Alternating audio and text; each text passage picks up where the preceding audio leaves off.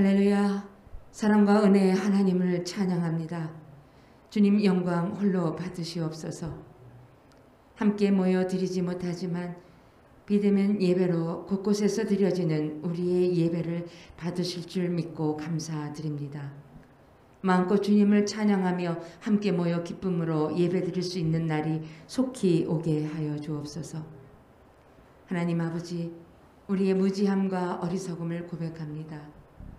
죄악이 만연되고 바이러스로 혼탁한 시대 속에 한치 앞을 알 수 없는 오늘을 살아가면서도 무감각하여 전심으로 깨어 기도하지 않는 우리의 완악함을 용서하여 주옵소서. 우리의 허물을 탓하지 않으시고 넓은 사랑으로 덮어주시는 하나님, 저희가 누리는 모든 것은 하나님에게서 왔음을 잊지 않습니다. 세월을 아끼라, 때가 악하니라, 이 말씀 앞에 우리 영혼이 깨어나며 일어나는 회복과 치유와 구원의 자리에 이르게 하여 주옵소서. 주님이 멈추라 하실 때 멈추고 가라 하실 때 갈 수 있는 믿음을 주시고 형통할 때나 공고할 때나 언제나 주님을 중심에 모시고 살아가는 저희들이 되길 원합니다. 오늘 말씀 선포하시는 사자 목사님께 영역을 7배나 더하시고 모든 충만으로 충만케 하사 생명의 말씀을 전하게 하여 주옵소서.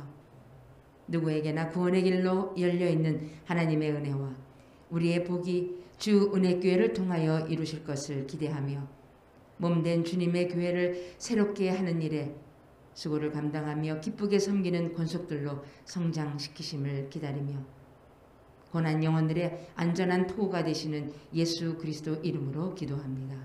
아멘.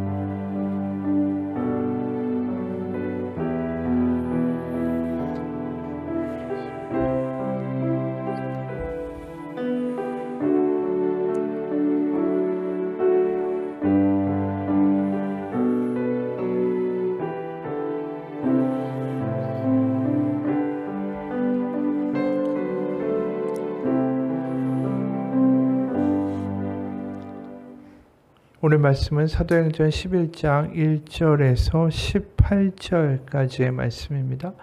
사도행전 11장 1절에서 18절까지의 말씀입니다. 하나님의 말씀을 봉독하겠습니다. 유대에 있는 사도들과 형제들이 이방인들도 하나님의 말씀을 받았다 함을 들었더니 베드로가 예루살렘에 올라갔을 때에 할례자들이 비난하여 이르되 내가 무할례자의 집에 들어가 함께 먹었다 하니 베드로가 그들에게 이 일을 차례로 설명하여 이르되 내가 요빠시에서 기도할 때에 황홀한 중에 환상을 보니 큰 보자기 같은 그릇이 내 귀에 매어 하늘로부터 내리어 내 앞에까지 드리워지거늘 이것을 주목하여 보니 땅에 네 발 가진 것과 들 짐승과 기는 것과 공중에 나는 것들이 보이더라. 또 들으니 소리 있어 내게 이르되 베드로야 일어나 잡아먹으라 하거늘 내가 이르되 주님 그럴 수 없나이다. 속되거나 깨끗하지 아니한 것은 결코 내 입에 들어간 일이 없나이다 하니 또 하늘로부터 두 번째 소리가 있어 내게 이르되 하나님이 깨끗하게 하신 것을 내가 속되다고 하지 말라 하더라. 이런 일이 3번 있은 후에 모든 것이 다시 하늘로 끌려 올라가더라. 마침 3사람이 내가 유숙한 집 앞에 서 있으니 가이사랴에서 내게로 보낸 사람이라. 성령이 내게 명하사 아무 의심 말고 함께 가라 하시매 이 6 형제도 나와 함께 가서 그 사람의 집에 들어가니 그가 우리에게 말하기를 천사가 내 집에 서서 말하되 내가 사람을 요빠에 보내어 베드로라 하는 시몬을 청하라.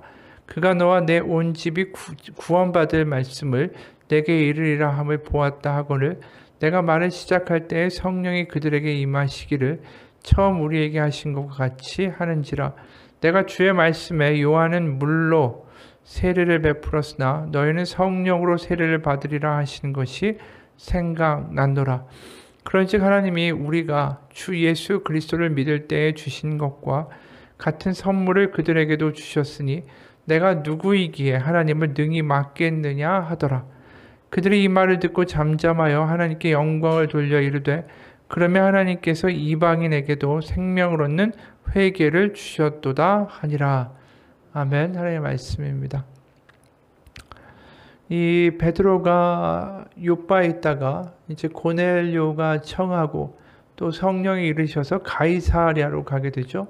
거기서 가이사랴의 백부장인 고넬료 집에서 또 하나님의 말씀을 선언하는 가운데 이제 성령 강림이 임하게 됩니다. 그리고 이제 그 집에 유숙하고 다시 이제 예루살렘으로 가는데, 예루살렘에 이미 가기도 전에 소문이 먼저 예루살렘에 쫙 퍼진 겁니다. 그게 뭐냐면 1절에 유대에 있는 사도들과 형제들이 이방인들도 하나님의 말씀을 받았다 함을 들었더니, 그러니까 이제 하나님의 말씀을 듣고 그들이 이제 그리스도인이 된 것이죠. 근데 이제 거기서 문제가 터집니다. 뭐냐 하면 할례를 받지 않은 바로 이들이 바로 언약의 백성이라고 칭하는 그 할례라는 증거와 증표를 받지 못한 바로 그 사람들이 지금 이제 성령 체험을 하고 그들이 교회라는 울타리 안으로 들어오게 된 것이죠. 그러다 보니까 이 베드로에게 비난이 일기 시작합니다. 그 2절이요. 베드로가 예루살렘에 올라갔을 때 할례자들이 비난하여 이르되 내가 무할례자의 집에 들어가 함께 먹었다 하니, 그러니까 지금 이게 성령을 받고 드디어 이들이 구원을 받고 하나님의 백성이 되었다라는 그 사실도 중요하지만, 지금 이 할례자들의 관점에서 보면 이 할례 받지 못한 이들과 어울려서 하나님의 율법이 정한 정결법에 따라 그 먹을 음식, 안 먹을 음식, 또 누룩을 넣으면 되는 거, 안 되는 거, 뭐 그런 율법의 모든 정해진 것들을 지키지 않는 이방인들의 집에 가서 같이 머물고 먹으면 그 율법을 깨트리는 거죠. 부정한 것을 먹게 되고 부정한 것과 접촉하게 되고. 그러니까 이 할례를 하지 않은 이들과 함께 거하고 같이 식사하고 이거 자체가 지금 문제다라는 거예요. 그러니까 이게 지금 나중에도 크게 문제가 되는데, 율법을 지키면서 기독교인이 되는 것이 옳다라는 것과, 그러니까 기독교인이 되고 예수 그리스도를 영접했으나 율법은 하나님의 말씀으로 지켜야 한다라는 주장이 있고, 이제 이방인들이 예수 그리스도로 구원을 받았다면 더 이상 율법은 그들에게 강요할 수 없다. 이런 논의가 이제 드디어 본격적으로 시작이 되게 되는 계기가 되는 거죠. 그런 면에서 보면 사실은 이 베드로는 율법이 꼭 지켜져야 한다라고 생각하지 않는 사람같이 지금 비추어져요. 왜냐하면 예를 들어서 율법이 지켜져야 한다라고 생각한다면 고넬료가 성령을 받고 이제 하나님의 백성인 것이 증명되었으면 이 사람에게 할례를 요구한다든가 율법의 요구대로 정결법에 따른 식사를 요구한다든가 그러한 행동을 사실 베드로가 해야 하는데 전혀 그렇게 하지 않았다라는 거죠. 그러면서 이제 베드로가 내가 왜 정결례와 구약에서 말하는 율법의 요구들을 지키지 아니하고 바로 그들과 함께 같이 머물며 그들에게 세례를 베풀었는가? 그것은 자기가 본 환상 때문에 시작된 것이다 라고 이제 설명을 해요. 그게 5절 이하예요. 이르되 내가 욥바시에서 기도할 때 황홀한 중에 환상을 보니 큰 보자기 같은 그릇이 내 귀에 매어 하늘로부터 내리어 내 앞까지 드리워지거늘 이것을 주목하여 보니 땅에 네 발 가진 것과 들짐승과 기는 것과 공중에 나는 것들이 보이더라. 또 들으니 소리 있어 내게 이르되 베드로야 일어나 잡아먹으라 하거늘 내가 이르되 주님 그럴 수 없나이다. 속되거나 깨끗하지 아니한 것은 결코 내 입에 들어간 일이 없나이다 하니. 그러니까 지금 보자기에 쌓여서 내려온 짐승들은 율법에서 금한 동물들이에요. 바로 그거, 예를 들어 돼지 같은 거, 이런 것들을 먹게 되는 것 자체가 유대인으로서 용납이 안 되는 거죠. 그러니까 9절에 보면 또 하늘로부터 두 번째 소리가 있어 내게 이르되 하나님이 깨끗하게 하신 것을 내가 속되다고 하지 말라 하더라. 이러니 세 번 있은 후에 모든 것이 다시 하늘로 끌려 올라가더라. 그러니까 지금 이 환상을 보고도 사실은 베드로는 완전한 이해를 하지 못했어요. 그리고 이 내용이 사실 10장에 나왔던 내용이죠. 그리고 이제 성령이 강권을 해서 세 사람이 이제 가이사랴에서 오죠. 그 사람이 이제 베드로의 고넬료의 종들과 부하예요. 그러니까 그 사람들의 함께 이제 떠나게 되는 겁니다. 성령이 그를 보내셔서. 그래서 이제 가서 말씀을 전하는데 그때 성령 강림이 일어나고 세례를 주게 되는 거죠. 그래서 그걸 쫙 다 설명을 해요. 베드로가 내가 이렇게 해서 가게 된 거다. 내가 원래 할례 받지 않은 이방인의 집에 가서 먹고 같이 유숙하는 그런 사람이 아니지만 성령님이 강권하시고 또 성령님이 환상에서 보여주신 모든 그것대로 내가 따라갔더니 바로 고넬료에게 성령이 내렸고 세례를 주게 되었다. 그래서 이제 18절에 그들이 이 말을 듣고 잠잠하여 하나님께 영광을 돌려 이르되 그러면 하나님께서 이방인에게도 생명을 얻는 회개를 주셨도다 하니라. 이제 그들이 납득을 한 거죠. 그러면서 이제 이방인 하면 바로 할례도 받지 않고 율법도 전혀 없는 그들에게도 하나님의 해방의 역사, 바로 그리스도의 복음이 드디어 전해지는구나 라는 것을 깨닫게 된 거예요. 드디어 이제 유대인이라는 인종적인 장벽을 넘어가게 되고 유대교라고 말하는 울타리를 드디어 예수 그리스도의 복음이 뛰어넘어가서 드디어 이제 우리가 11장 하단부를 보게 되면 안디옥이라는 도시에 이방인의 교회가 세워지게 되고 날로 그 수가 불어나는 것을 보게 됩니다.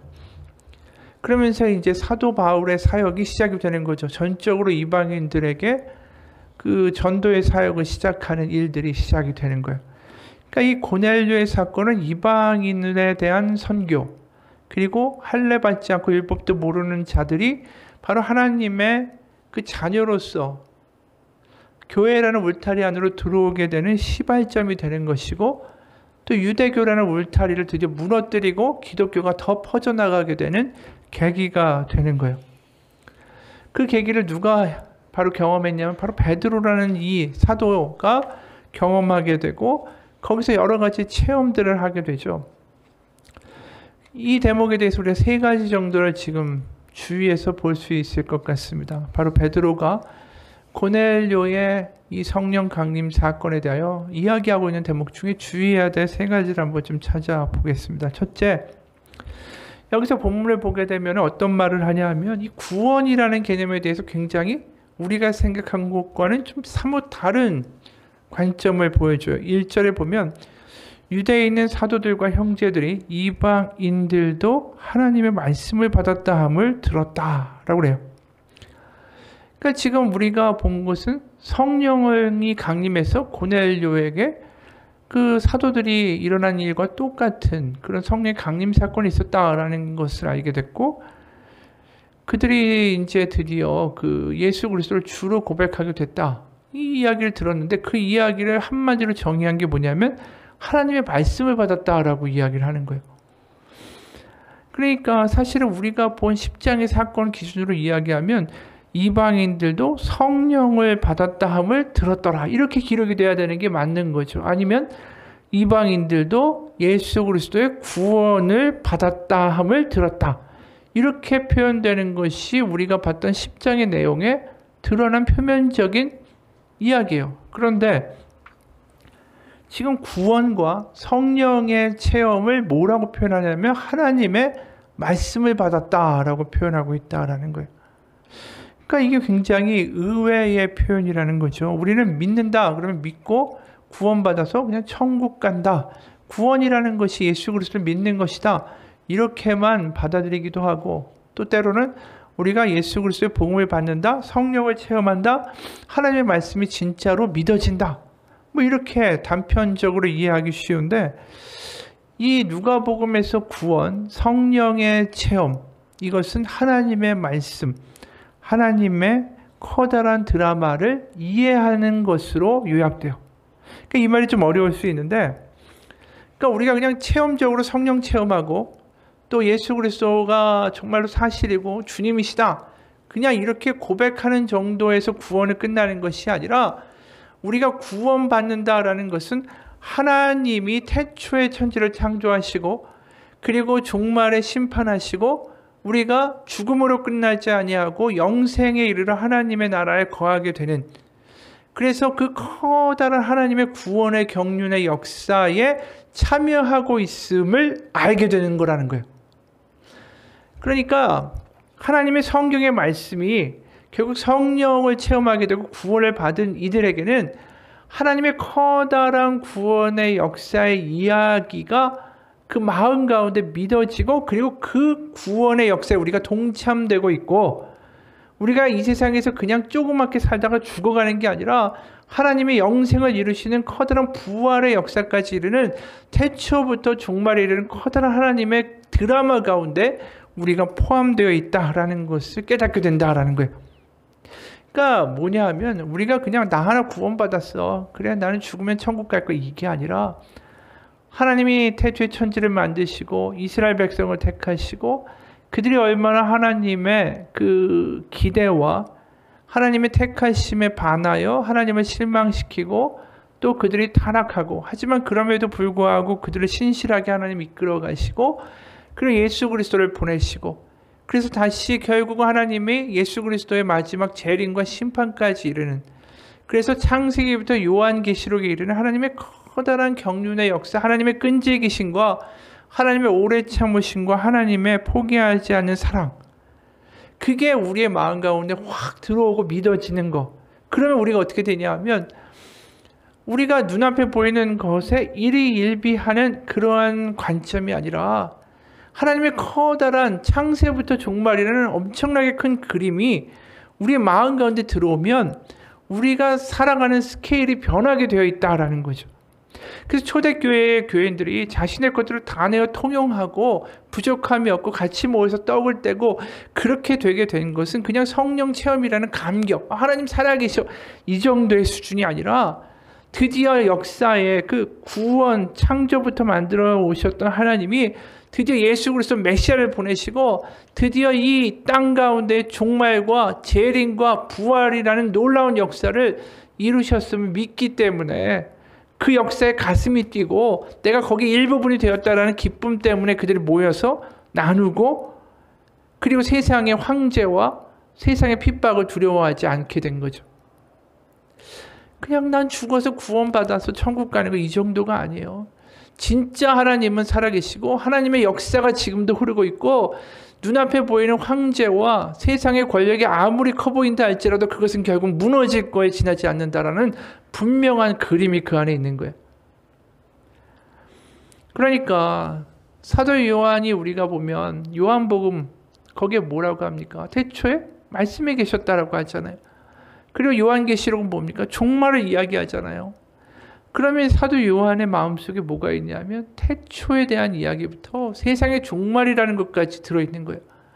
그럼 그렇게 큰 그런 스케일의 이야기가 마음 가운데 있는 사람이 그 눈앞에 있는 형제 때문에 화내고 용서하지 못하고 죽일 놈 살 놈 싸우는 그러한 일들을 하게 되겠어요? 아니죠. 그러니까 사도 요한이 하는 말이 뭐예요? 하나님은 사랑이시라. 그 사랑 안에 거하라. 형제를 사랑하지 않는 자는 하나님 안에 사랑 안에 거하는 것이 아니다. 그 이야기는 그냥 나이 먹은 노인이 하는 이야기가 아니라 하나님의 커다란 그 경륜과 그 커다란 스케일을 경험하고 맛보아 아는 사람이 눈앞에 보이는 것에 그렇게 미워하거나 증오하거나 두려워하거나 걱정하지 말라. 하나님은 이 땅을 창조하시고 지금까지 포기하지 아니하시고 하나님 의지하는 백성을 한 번도 버리신 적이 없는 신실하신 하나님이시다. 그 하나님이 우리를 부활로 반드시 하나님의 나라 천국으로 인도하실 그분이시다. 그리고 지금 아무리 떵떵거리는 것들도 결국 하나님 앞에서 심판받을 것에 지나지 않는다. 그 이야기를 하는 거예요. 그게 뭐냐면 성령 충만이라는 거예요.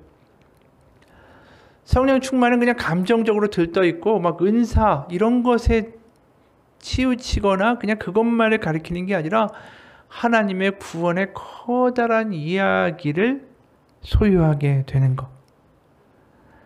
그래서 그 하나님이 어떠한 분인지를 알게 되는 것.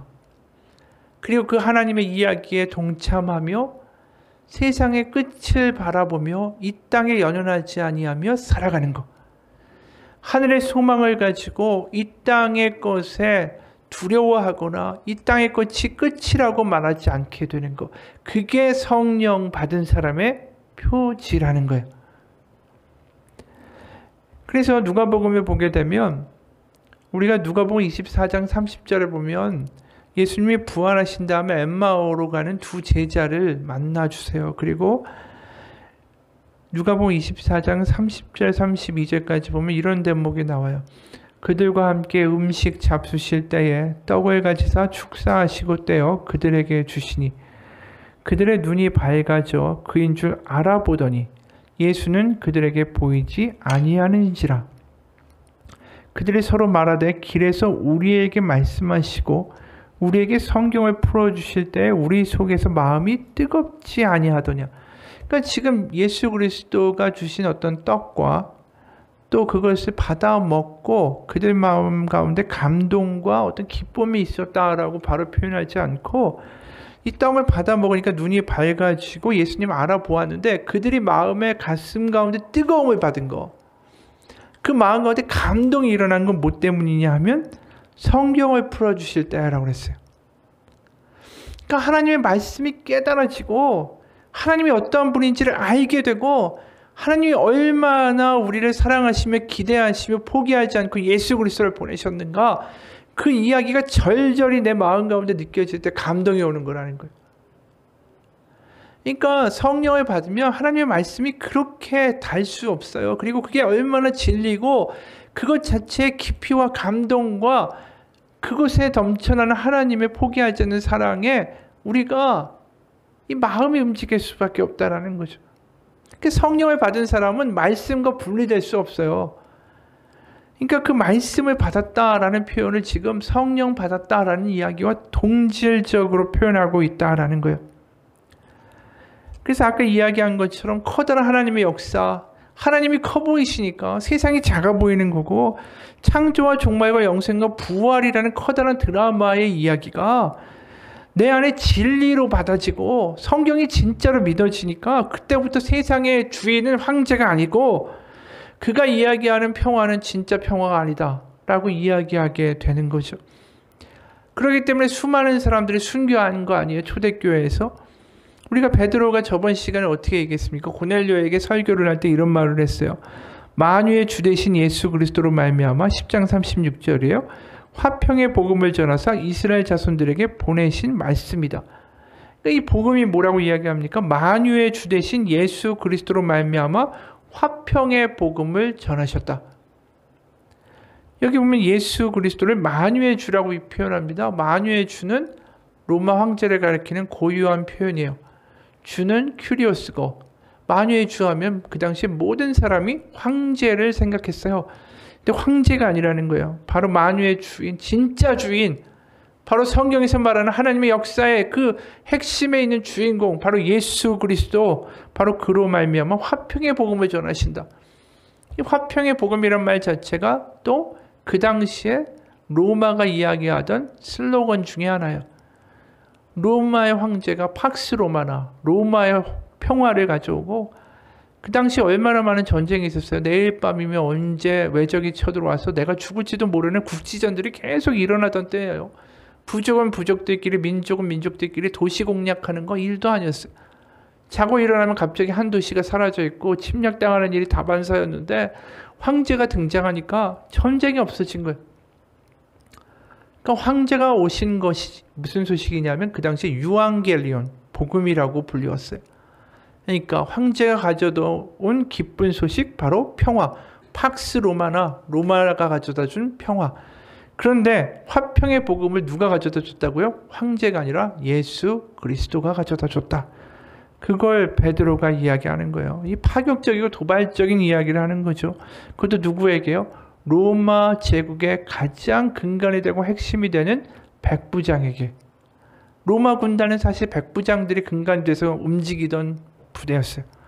바로 로마의 평화를 가져온 핵심적인 중추 세력은 사실 로마의 백부장이죠. 그 제국의 앞잡이인 백부장 앞에서 이 설교를 했고 백부장은 그것을 받아들인 거예요. 그리고 하나님이 주고 예수 그리스도가 주다. 이건 황제가 주가 아니라는 배반의 발언을 한 거예요. 바로 그게 뭡니까? 바로 하나님의 구원의 이야기가 진리라는 걸 믿게 된 거죠. 황제가 이야기하는 게 진리가 아니라 바로 성경에 나와 있는 하나님의 말씀이 진리고 바로 창세기부터 요한계시록에 이르는 하나님의 말씀이 진실이다 라는 걸 받아들이게 된 것, 그것이 구원이라는 거예요. 그러니까 하나님의 말씀을 받아들이게 되면 세상의 거짓 이야기와 거짓 평화와 거짓의 어떤 유혹과 실수에 대하여 하나님의 말씀을 가지고 분명히 하나님의 말씀이 결론되고 진실되다라는 것을 믿고 주장할 수 있는 사람이 되는 게 구원받은 사람의 증거라는 거죠. 그래서 구원을 그렇게 표현하는 대목이 오늘 대목에서 사실 굉장히 중요한 대목이기도 하고, 두 번째로 베드로가 지금 하나님의 일을 행하잖아요. 이방인 선교라는 이 신호탄이 고넬료의 집에서 시작이 됩니다. 그런데 이 일이 어떻게 해서 시작이 됩니까? 베드로의 전적인 순종에 의해서 이루어지고 있어요. 고넬료의 집에 가게 되는데 12절 보게 되면 오늘 본문에 이렇게 표현합니다. 성령이 내게 명하사 아무 의심 말고 함께 가라 하시매. 주어가 누구죠? 성령이에요. 13절에 보면 천사가 내 집에 서서 말하되 내가 사람을 요바에 보내어 베드로라 하는 시몬을 청하라. 여기도 이 장면의 주어는 천사예요. 14절에 보면 그와 너와 내 온 집이 구원받은 말씀을 내게 이르리라 함을 보았다 하거늘. 이것도 하나님이 하신 거죠. 15절에 보면 성령이 그들에게 임하시기를 처음 우리에게 하신 것과 같이 하는지라. 이것도 성령이에요, 주어가. 그러니까 바로 주도권이 어디에 있냐면 베드로에게 있는 것이 아니라 온전히 하나님께 있는 거예요. 다 성령, 천사, 하나님. 바로 하나님이 주도권을 이끌어 가시는데 문제는 거기에 베드로의 전적인 순종이 함께하고 있다는 거죠. 우리가 11절 보게 되면 이런 표현이 있어요. 마침 세 사람이 내가 유숙한 집 앞에 서 있으니 가이사랴에서 내게로 보낸 사람이라. 성령이 내게 명하사 아무 의심 말고 함께 가라 하시매 이 6 형제도 나와 함께 가서 그 사람 집에 들어가니. 욥바에서 베드로에게 보내진 사람은 3사람이에요. 우리가 10장 7절에 보게 되면 이렇게 말씀해요. 고넬료가 집안 하인 둘과 부하 가운데 경건한 사람 하나를 불러 이 일을 다 이루고 욥바로 보내니라. 욥바에 보낸 게 누구냐 하면 하인 둘과 경건한 사람 부하 하나예요. 그 셋이 갔다라는 거죠. 그래서 오늘 본문에도 3사람이 내가 유숙한 집에 서 있다. 11절에 그렇게 표현을 해요. 근데 중요한 건 뭐냐면 이 3사람이 가이사랴에서 온 사람들이다 라고 하고 12절에 성령이 이제 내게 명하여 아무 의심 없이 가라 하심에 뭐라고 표현하냐면 이 6 형제도 나와 함께 가서라고 그랬어요. 그러니까 결국 지금 이방인 이 3사람을 뭐라고 표현하냐면 6 형제 중에 3사람, 그러니까 형제라고 표현하는 거예요. 그러니까 베드로가 이미 이 고넬료의 사건을 겪고 나서 예루살렘에 가서 이야기할 때 벌써 고넬료의 집안 사람들은 자신의 형제라는 거예요. 그러니까 자신의 편견과 생각과 기준과 그 모든 것이 이미 다 없는 거예요. 베드로의 입장에서는 그들은 이방인도 아니고 뭐 하인도 아니고 누구의 부하도 아니고 백부장도 아닌 그저 형제가 된 거예요, 지금. 근데 베드로가 이럴 수 있는 사람이었는가? 사실 애초에 우리가 베드로를 보게 되면 베드로는 이런 사람이 아니었어요. 예를 들어서 베드로는 자기 생각이 분명한 사람이었죠. 그게 복음서에 나타난 베드로의 모습이에요. 예수님이 십자가를 질 것이다 라고 하니까 베드로가 어떻게 반응합니까? 자기의 생각을 가지고 분명하게 예수님한테 대들어요. 그게 마태복음 16장 21절부터 24절까지의 말씀, 25절까지의 말씀이에요. 마태복음 16장 21절 보면 이때로부터 예수 그리스도께서 자기가 예루살렘에 올라가 장로들과 대제사장들과 서기관들에게 많은 고난을 받고 죽임을 당하고 제3일에 살아나야 할 것을 제자들에게 비로소 나타내시니. 그러니까 이제 죽는다라는 이야기를 하신 거예요. 그러니까 마태복음 16장 22절에 뭐라고 반응하냐면 베드로가 예수를 붙들고 항변하여 이르되 주여 그리 마옵소서 이 일이 결코 죽게 미치지 아니하리이다. 여기 항변하다라는 표현은 귀신을 내쫓다라고 내쫓는다라는 동사하고 동일한 동사가 쓰였어요. 그게 뭐냐, 예수님 정신 차려라.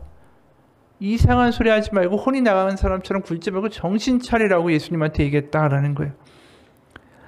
그러니까 예수님이 뭐라고 말씀하셨냐면 베드로에게 이르시되 사탄아 내 뒤로 물러가라. 너는 나를 넘어지게 하는 자로다. 네가 하나님의 일을 생각하지 아니하고 도리어 사람의 일을 생각하는도다 하시고, 이에 예수께서 제자들에게 이르시되, 여기 아주 유명한 말씀이 나오죠. 누구든지 나를 따라오려거든 자기를 부인하고 자기 십자가를 지고 나를 따를 것이니라. 누구든지 제 목숨을 구원하고자 하면 잃을 것이요 누구든지 나를 위하여 제 목숨을 잃으면 찾으리라. 그러니까 십자가를 지고 나를 따르라 라고 표현했어요. 이 십자가를 진다라는 게 우리가 물리적으로 정말 십자가를 진다라는 게 아니라, 결국 예수님이 십자가를 지고 나를 따르라 라는 표현은 내 생각과 내 주관과 내 판단과 내 감정을 십자가에 못 박고 주님의 말씀을 결론으로 하고 따라가는 걸 의미하는 거예요. 결국 지금 베드로가 자신의 생각과 판단대로 갔다면 어떻게 될까요? 어떻게 나는 저렇게 부정한 음식을 먹으라고 하는 하나님을 이해할 수 없습니다. 나는 이방인의 집에 갈 수 없습니다.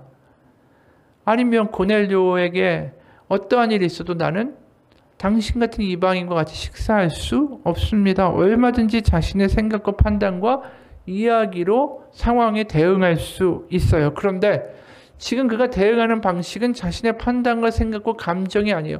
자기가 고넬료와 함께 식사를 하게 되면 그게 얼마나 큰 파급력을 가져올지, 사람들에게 얼마나 비난을 받을지조차 그는 알았을지 몰라요. 그런데 앞으로 일어날 걱정과 두려움마저도 다 십자가에 못 박아 버린 거예요. 바로 여태까지 본 베드로는 어땠냐면, 예수님의 십자가 사건 이전의 베드로는 자신의 생각과 기준과 판단이 아주 분명한 사람이었어요. 그런데 그가 얼마나 강했으면 예수님까지도 강요를 했잖아요. 예수님도 내 생각을 따라야 된다라고. 그런데 그가 이제 그것을 다 접어버리고 완전히 주님께 순복하는 모습을 보여주고 있어요. 그리고 심지어 그들을 형제라고까지 불러요. 십자가를 진다는 게 다른 게 아니에요. 나의 생각과 나의 판단과 지금 느껴지는 감정을 믿지 않고 그것을 그대로 십자가에 못 박고 예수 그리스도의 말씀을 결론으로 삼아가는 삶, 그 삶이 십자가를 지는 삶이다라는 거예요. 어느 목사님이 이런 이야기를 해요. 내가 근무했던 교회 음악 연구소 건물에서 있던 일이다. 경비 집사님들이 사무실 키를 내어주실 때 쉽게 내어주지 않으실 때가 있었다. 그래서 생각에 내가 근무하는 사무실의 열쇠를 받는 게 이렇게 힘들어서야 되겠는가 하는 그런 생각이 들어서 경비 집사님에게 아주 심하게 따졌다. 그랬더니 그분도 자신의 생각을 아주 강력하게 주장하셨다.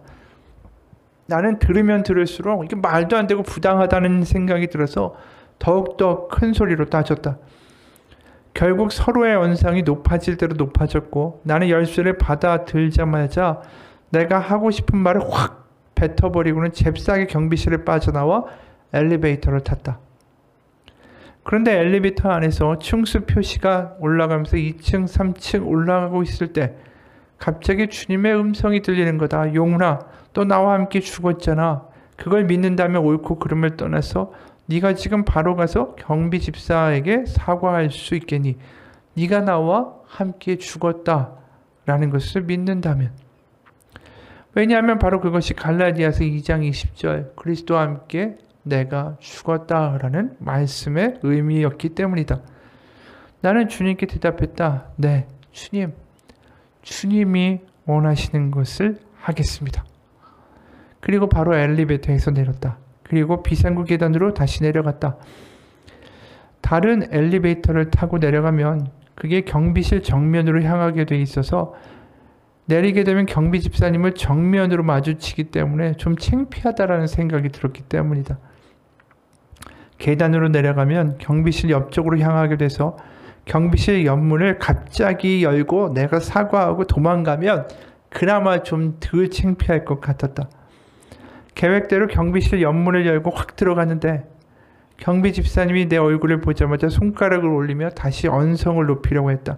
나는 그 순간에 집사님 제가 잘못했습니다 하고 허리를 90도로 숙이고 몸을 일으켰다.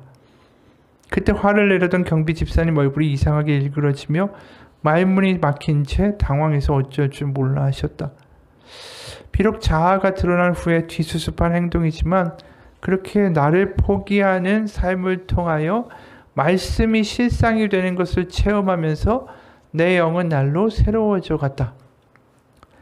그렇게 그리스도와 함께 죽은 나를 인정하고 말씀 그대로를 인정한 믿음이 결국 나를 변화시키는 놀라운 계기가 되었다.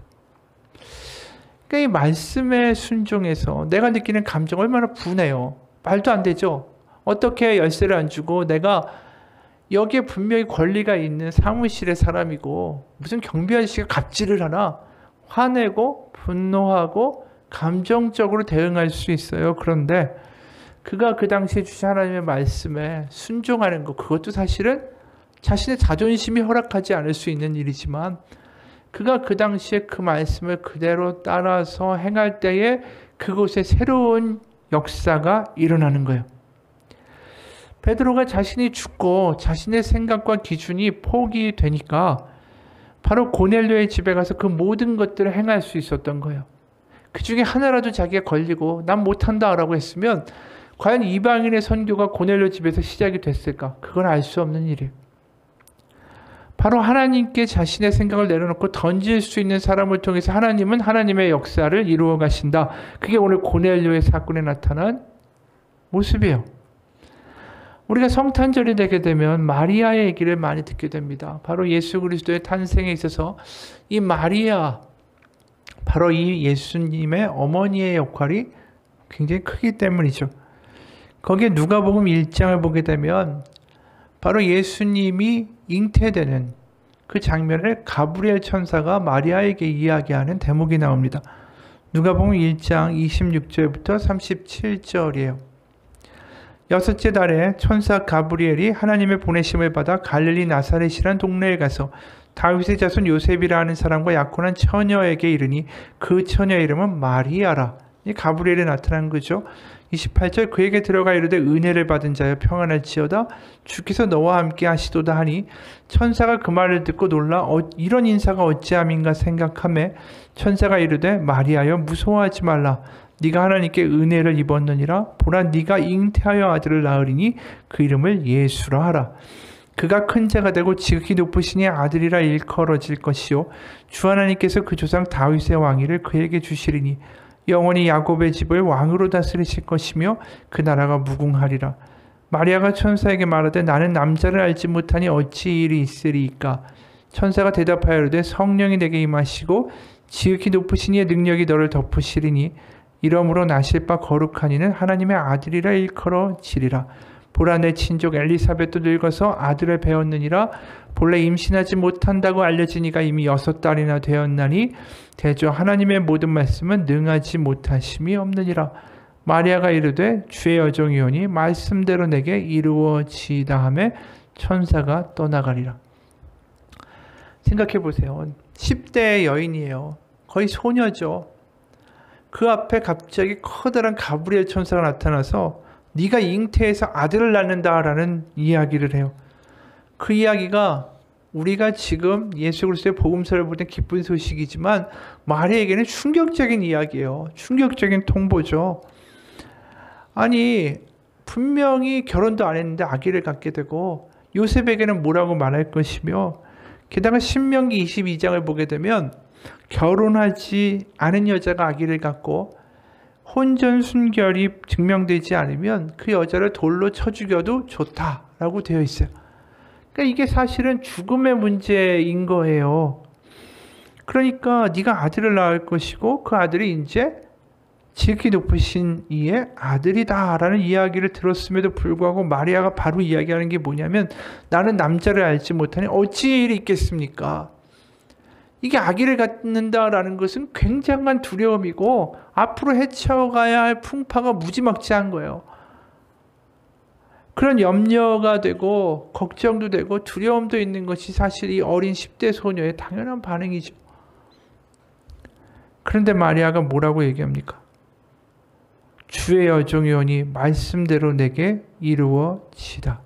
이 말이 얼마나 대단한 이야기인지 몰라요. 자신의 미래와 자신의 염려와 자신의 생각을 다 하나님께 갖다 던져버리는 대화예요. 다시 말해서 자신의 십자가에 못 박지 않고는 이렇게 대답할 수 없다라는 거죠.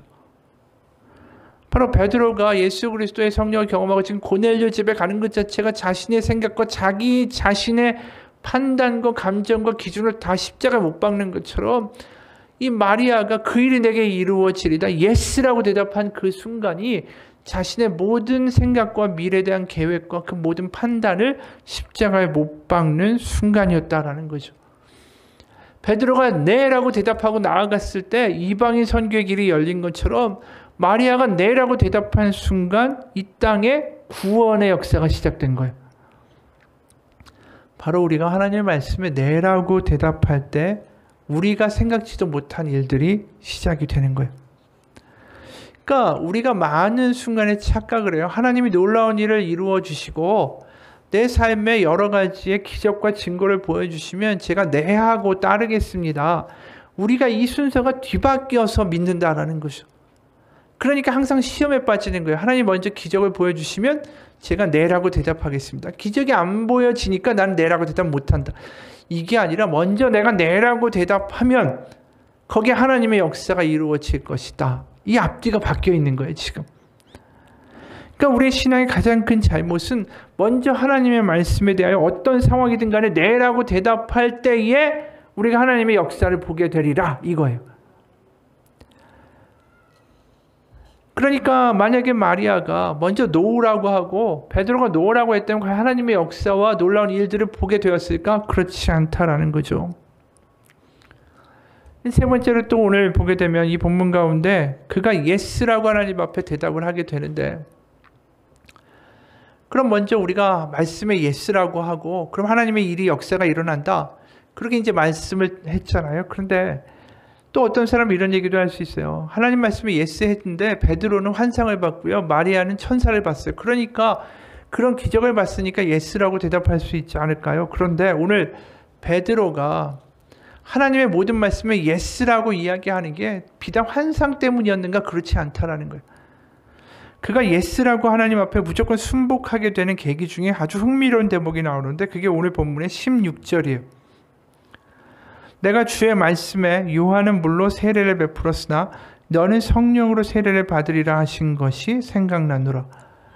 그가 이 말씀이 마음 가운데 확 박히고 깨달아지면서 어떤 일이 경험된 거냐면 그게 내 마음에 완전히 믿어지면서 고넬료의 집에 유숙하고 그들의 형제라고 부르면서 전적으로 하나님 앞에 끌려가고 매달리는 역사가 일어났어요. 그러니까 하나님 앞에 예스라고 우리가 전적으로 믿게 될 때는 말씀이 내 안에 확 결론으로 와닿는 그런 경험들이 있다는 거예요. 그러니까 이게 좀 어려울 수 있는데 지금 베드로가 그냥 끌려갔어요. 성령님이 그렇게 가시고 네네네 하다가 그 마음 가운데 확 감동이 일면서 전적으로 하나님 앞에 예스라고 순복하게 된 그 계기 중에 하나가 하나님의 말씀이 딱 떠오르면서 그게 자신의 마음을 사로잡았던 거예요. 그게 뭐냐면 요한은 물로 세례를 베풀었으나 너희는 성령으로 세례를 받으리라.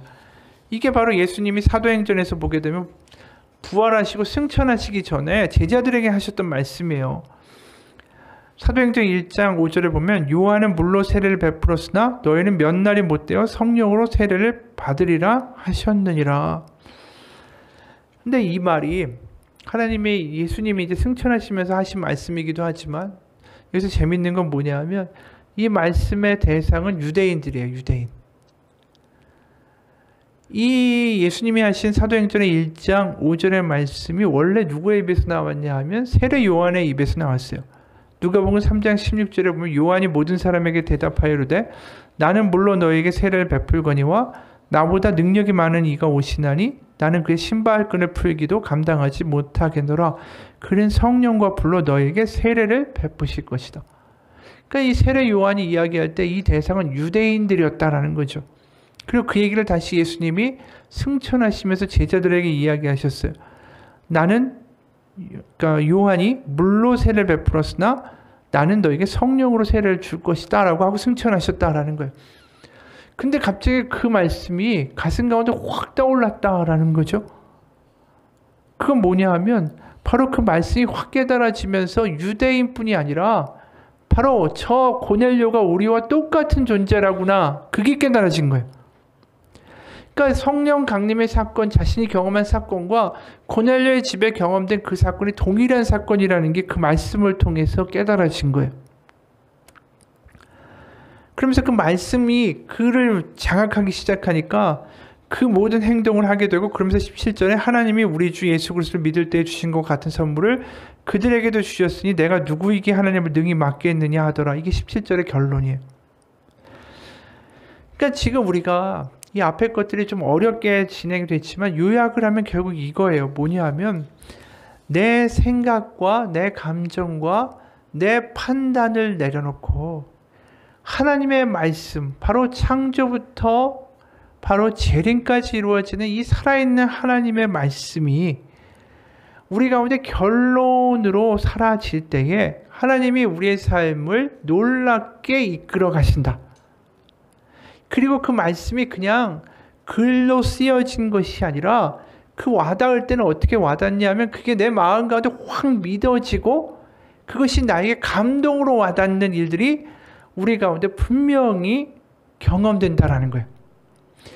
그러니까 우리가 하나님의 역사를 기적으로만 보는 게 아니라 이 말씀을 읽으면서 우리의 순간순간 경험하게 되는 역사들이 있어야 된다라는 거죠. 지금 베드로가 하나님의 말씀이 갑자기 고넬료를 보면서 확 떠올랐어요.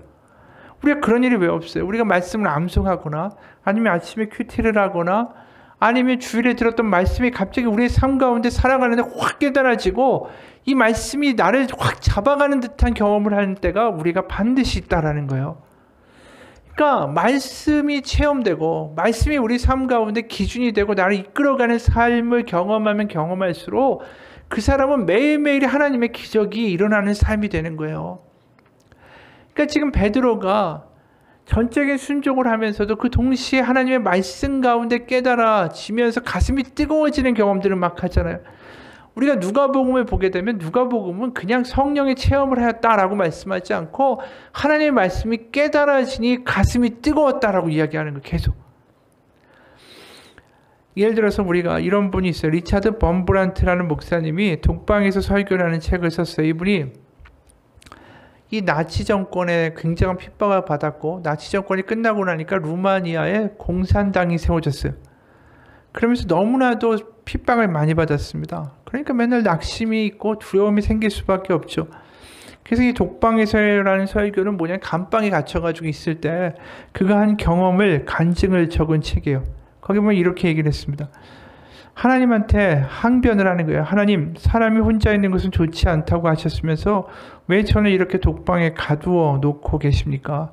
아담에게는 아내를 주시면서 왜 저에게는 아내를 데려가셨습니까? 아버지께서는 악한 사람이나 선한 사람에게나 똑같이 햇볕을 주신다고 하셨으면서 우리를 고문하는 저 사람들은 지금 바닷가에서 햇볕을 즐기고 있지만 저는 지하 10m에 있는 이 감방에 갇혀서 몇 달 동안 해도 못 보고 있습니다. 하나님은 자신이 옳지 못하다고 인정하셨던 그 일을 바로 저에게 행하고 계십니다. 사람이 하나님의 명령을 어기는 것보다 하나님이 자신의 말씀을 이루지 않는 것이 훨씬 더 나쁜 것 아닙니까? 하나님과 만나는 날 하나님은 이 일에 대해서 저한테 어떻게 변명하실지 정말 궁금합니다. 이렇게까지 따지는 거예요.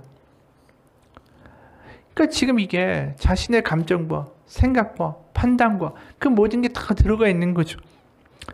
근데 이렇게 항의하던 이 목사님한테 갑자기 하나님의 성경의 말씀 몇 가지가 확 가슴 가운데 박혔어요. 첫 번째 뭐였냐면 선한 사마리아인의 비유였어요. 그 선한 사마리아의 비유가 뭡니까? 자기가 가는 길에 유대인이 거의 반 죽어 있는 것을 보고 제사장 레위인은 다 지나갔는데 그 사람만이 그를 돌보아주고 여관에다 갖다 주고 상처 치료하여 주고 머무는 비용까지 내주었다. 그 비용 낸 그가 바로 이웃 아니겠는가? 그게 예수님의 이야기죠. 근데 그게 떠올랐다라는 거예요. 그러면서 선한 사마리아인도 무엇인가 바쁜 일이 있었겠지만 강도 만난 자를 보고는 그를 도와주러 지체하였다라는 것이 떠올랐습니다. 그리고 야이로의 딸 이야기도 생각났습니다. 야이로가 죽어가는 자기 딸을 위해 예수님 빨리 오시라고 간청했지만 도중에 12해 동안 혈류병을 앓던 여인을 만나 그를 고쳐주려고 예수님이 지체하시는 바람에 야이로의 딸이 죽고 늦게 도착하셨던 일이 생각났습니다. 이 말씀을 묵상하고 그가 이렇게 고백을 해요. 사랑은 빨리빨리가 아니군요. 사랑하는 자에게는 언제나 늦어지게 마련이군요.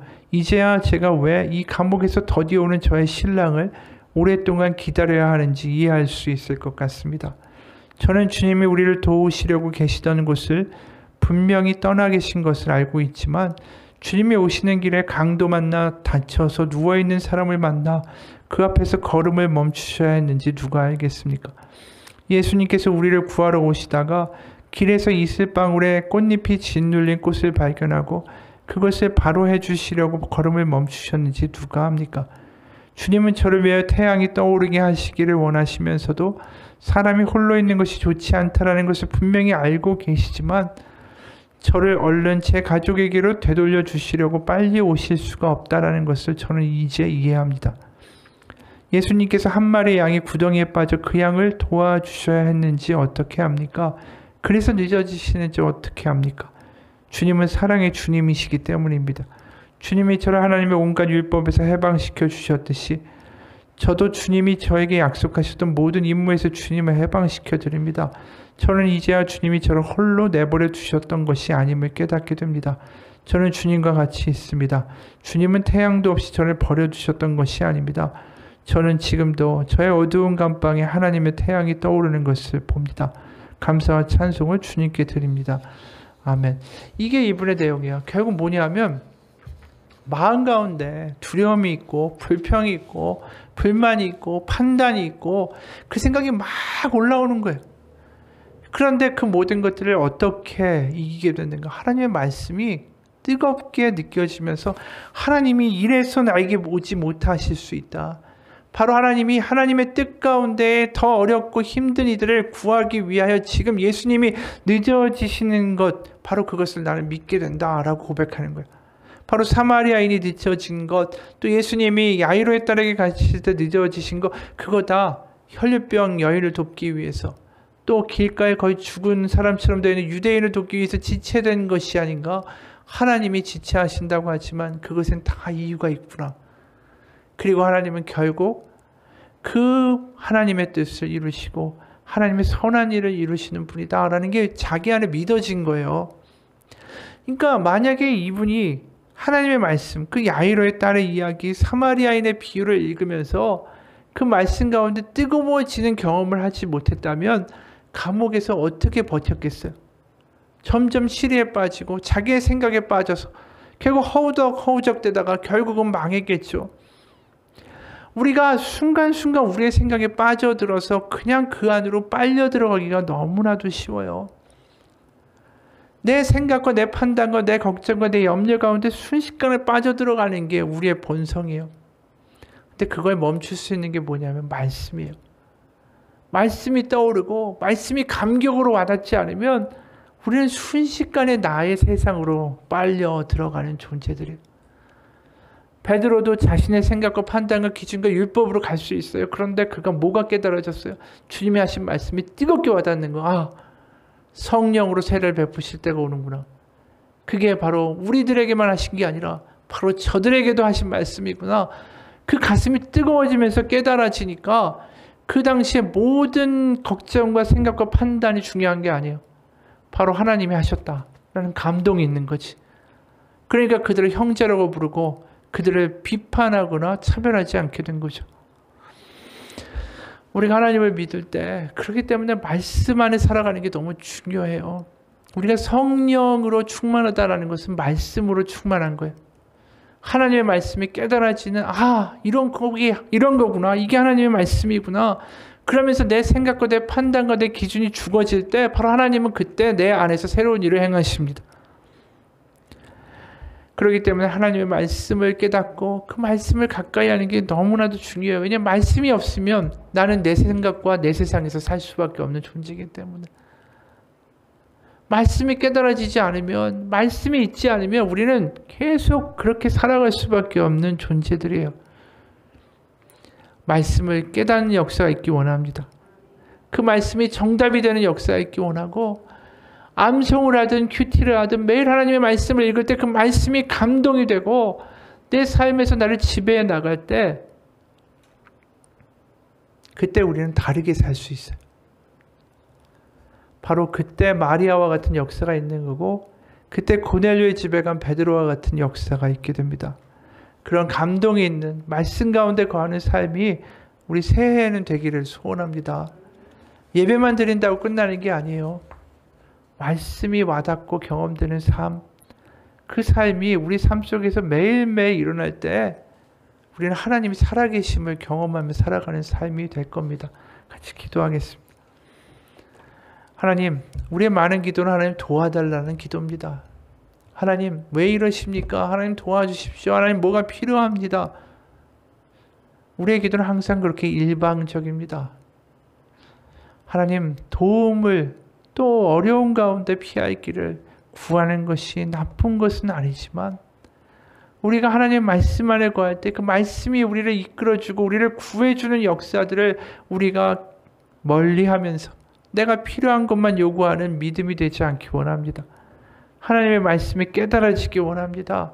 하나님은 말씀을 통해서 우리를 건져주고 싶어 하시고 계속해서 말씀하십니다. 그런데 우리는 귀를 막은 채로 내가 원하는 것만 달라고 외치는 사람들일지도 모릅니다. 우리가 하나님의 말씀을 볼 때 그것이 오늘의 삶을 살아갈 동아줄이 될 수 있고 하나님의 말씀을 볼 때 그것이 지금 닥치고 있는 문제의 해결이 될 수도 있는데도 불구하고 우리는 그런 게 필요한 게 아니라 내가 원하는 답만 필요하기 때문에 그 말씀이 전혀 와닿지 않는 귀머거리인지도 모릅니다. 하나님의 말씀을 깨닫게 하여 주옵소서.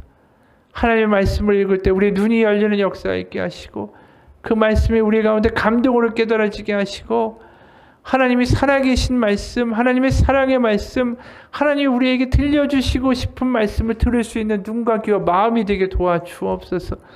그 말씀으로 결론 삼고 살아가기 원합니다.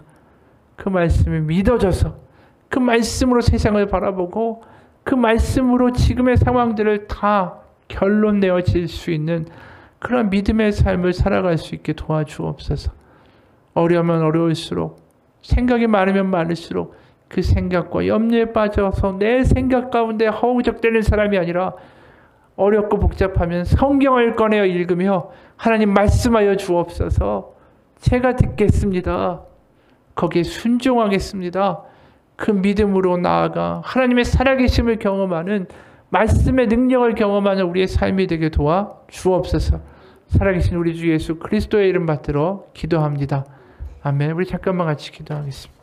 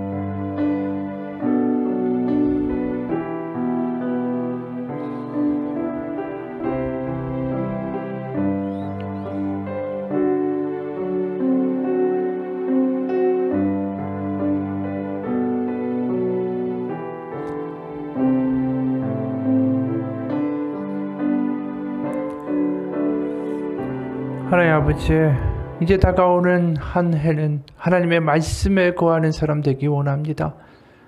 하나님은 우리를 인도하기 원하시고 우리 가운데 선한 일을 행하기 원하시고 우리를 푸른 초장으로 인도하기 원하십니다.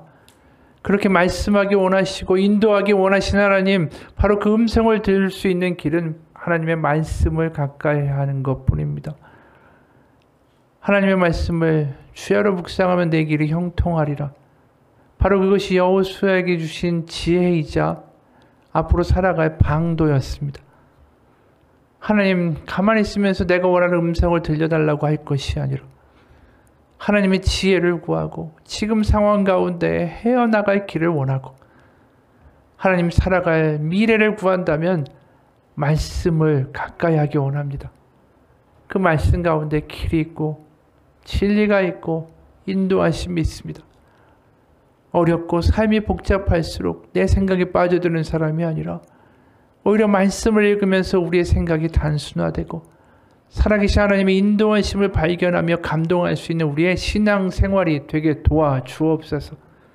성경이 그냥 먼지가 뽀얗게 쌓이는 책이 아니라 나를 향한 하나님의 약속이며 지금도 나를 인도하시기 원하시는 하나님의 음성이 들려있는 책인 것을 믿으며 하나님께 열린 마음으로 하나님 말씀하옵소서, 제가 듣겠습니다 라는 기도 가운데 매일매일 하나님의 말씀을 가까이 하는 우리의 삶이 되게 도와주옵소서.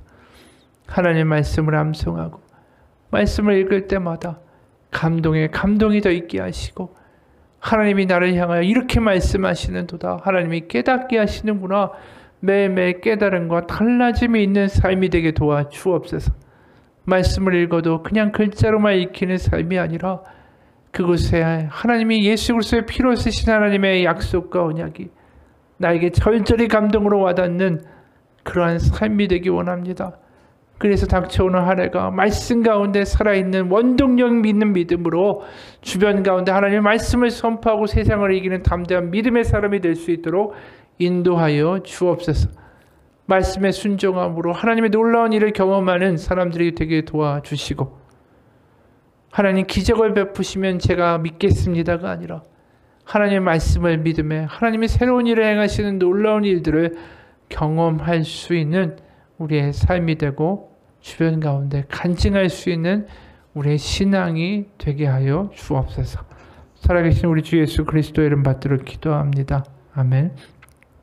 하늘에 계신 우리 아버지의 이름을 거룩하게 하시며 아버지의 나라가 오게 하시며 아버지의 뜻이 하늘에서와 같이 땅에서도 이루어지게 하소서.